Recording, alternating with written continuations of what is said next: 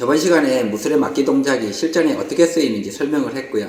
그 전 시간에는 힘을 쓰기 위해서 몸의 구조를 어떻게 잡아야 하는지 설명을 했는데, 그럼에도 불구하고 무술의 막기 동작은 실전에 써먹기가 힘들어요. 그 이유를 설명을 드릴게요.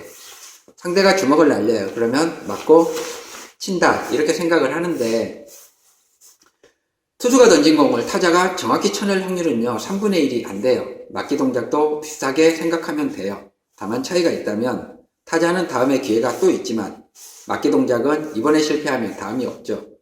그렇다면 무술에서의 막기 동작을 어떻게 이해를 해야 하나 이런 의문이 드는데,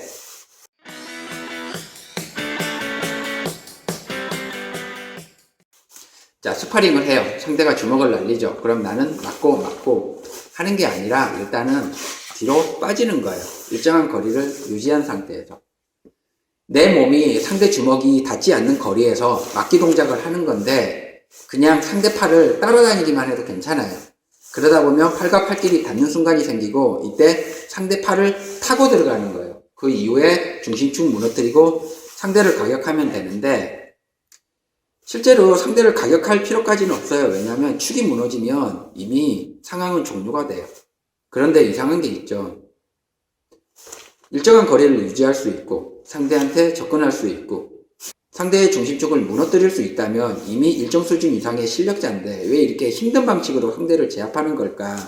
실전의 입장에서 보면요 되게 불합리해요. 이런 경우가 있죠. 여러분이 운동을 배웠어요.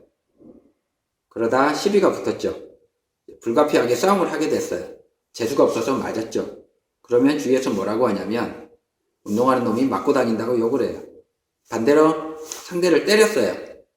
그러면 뭐라고 해요? 너 사람 때리려고 운동 배우냐고 욕을 해요. 맞아도 욕먹고 때려도 욕먹어요.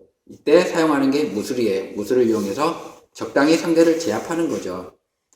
이거랑 비슷한 상황이 이제 호신술이라는 게 있는데요. 호신술 그러면 우리는 약한 사람이 강한 사람을 상대하는 방법으로 알고 있는데, 이거는 철저하게 강자를 위한 기술이에요.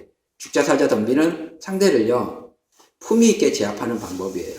무술이 왜 이런 식으로 발전을 하게 되냐면요, 한국, 중국, 일본은 기본적으로 유교 문화권이에요. 유교에서는요 돈이 많다고 돈 자랑하고 힘이 세다고 힘 자랑하는 걸요 소인배들이 하는 좀 천박한 짓으로 생각을 해요. 그러다 보니까 무술이 이런 식으로 발전하게 된 건데, 우리가 무술을 처음 배울 때 뭐 세계 최고가 될 거야 혹은 누구를 흠씬 두들겨 패줄 거야 이런 생각으로 무술을 시작하는 건 아니에요.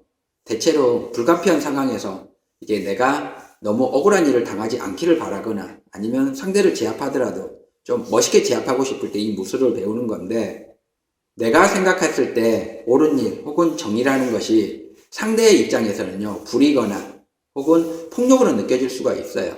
그래서 반드시 힘의 절제가 필요하고요. 이를 통해서 품위를 유지하는 거예요.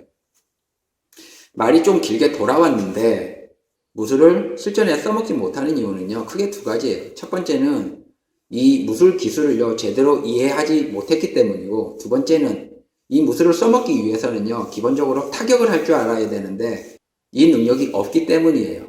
그렇다면 우리는 이제 뭘 해야 되냐면요, 먼저 기본적인 타격 기술을 익혀야 돼요. 그리고 상대에게 접근하는 방법을 익혀야 되고요. 마지막으로 이 무술을 좀 제대로 해석하는 방법을 알아야 돼요. 이게 어렵다면 우슈산타라는 종목을 추천을 해요. 우슈산타는 중국 무술을 현대 격투기식으로 재해석한 건데요. 복싱처럼 주먹으로 치고 발로 차고 유도처럼 이렇게 넘기는 건데요. 언뜻 보면 이 무술 저 무술 이렇게 짬뽕 시켜놓은 것 같은데, 정확히 표현하자면 이게 중국 무술의 격투 방식이에요. 무술의 격투 방식을 이해하고 싶다면 우슈산타를 한번 참고해 보는 것도 좋은 방법이에요.